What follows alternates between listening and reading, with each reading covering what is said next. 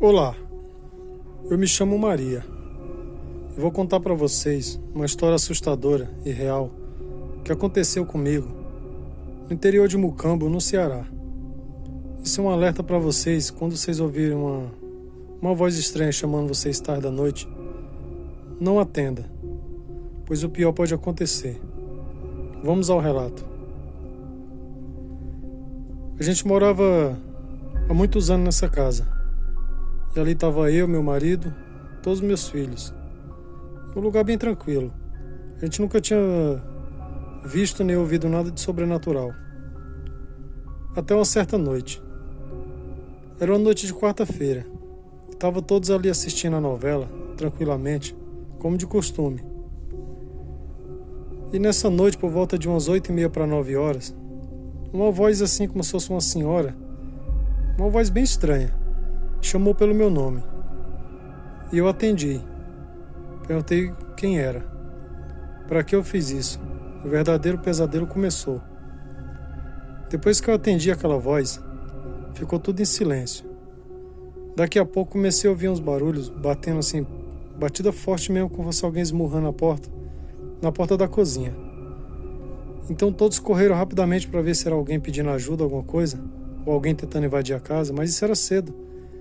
Quando nós chegávamos na porta da cozinha, esses barulhos já começavam na porta da sala. E isso vice-versa. Na janela. E esse pesadelo estava só começando. Cada dia que passava e cada noite ia piorando. Era só anoitecer, começavam as pancadas na porta, jogavam coisa no telhado, jogavam terra, como se fossem umas 3, 4 pessoas ao mesmo tempo batendo nas portas para entrar. Uma certa noite até meu irmão veio e ficou em cima do pé de abacate escondido, com a espingarda, para ver se era alguma pessoa, algum engraçadinho, fazendo gracinha com a gente, tentando nos assustar. E ele ficou até 11 horas da noite. E nada. Só foi ele descer do pé de abacate, tudo começou novamente. Eram umas batidas mais feias do mundo, muito forte. Chegava a estremecer aquelas portas da casa e a janela. E o tempo foi passando, 1 mês, 2 meses, e nada daquilo acabar. Chamaram um padre para ir em casa, e o padre foi lá, rezou, e nada. Depois de um tempo foi um pastor, e tudo vocês podiam imaginar, e nada resolvia naquela casa. Até que depois de essa história assustadora e se alasmando ali, e tendo continuidade, o pessoal começou a tudo ficar sabendo do que estava acontecendo. Até que porventura, a gente conversando com uma pessoa bem mais velha ali do lugar, e ela acabou nos contando a verdadeira história sobre aquela casa. Que há muitos anos atrás, bem no comecinho, quando começou a surgir aquele lugarzinho ali era um cemitério. E como não tinha outro lugar para as pessoas fazerem aquela casa, construíram em cima de onde era um cemitério. E aos poucos foram aumentando, então quando a gente comprou aquela casa, ela já estava bem grande, até bonita, mas muito assombrada. E desde os primeiros dias, quando as 2 pessoas que me venderam aquela casa, que foram morar naquela casa, diz que sempre alguém chamava eles também, e quando eles atenderam, começou esse pesadelo. Então isso vem passando de família em família. E a única solução é sair daquela casa ou desmanchar ela. Aí começou outra batalha. Nós tentando vender aquela casa, para comprar uma casa em outra cidade. E ninguém queria. Até que um dia, por muita sorte, apareceram umas pessoas de outra cidade bem longe e compraram aquela casa. Falaram que não tinha medo dessas coisas sobrenatural não. Que eles iam orar na casa e expulsar tudo que tivesse de ruim ali. E a gente vendeu na época por mixaria. Pegamos o dinheiro daquela casa e demos entrada em outra cidade. E estamos morando até hoje feliz. Sem nada de coisas assustadoras. Mas tenham muito cuidado onde vocês vão morar. Esse lugar já pode ter sido lugar de serviços de bruxaria, essas coisas, ou até mesmo cemitério. Muito cuidado com o sobrenatural, ele existe. Olá, eu me chamo Chico. Hoje já tenho 62 anos. Mas isso aconteceu quando eu tinha apenas 14.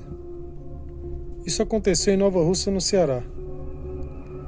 Eu e meu primo tinha ido para casa do meu tio e ficado lá até mais tarde. Um tio que a gente gostava muito, que morava bem afastado e morava sozinho. A gente ia lá de vez em quando ajudar ele a fazer as coisas lá no meio que um sítiozinho que ele tinha lá, cuidar dos animais.